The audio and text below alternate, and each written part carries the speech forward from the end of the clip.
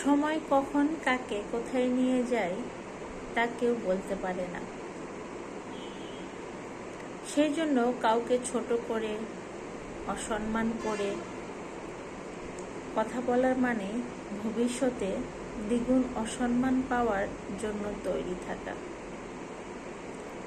আমরা প্রতিনিয়তই অন্যের সামনে ভালো থাকার অভিনয় করে যাই, কিন্তু বাস্তবতা নিজের কাছে আমরা নিজেই ভালো হয়ে উঠতে পারি না।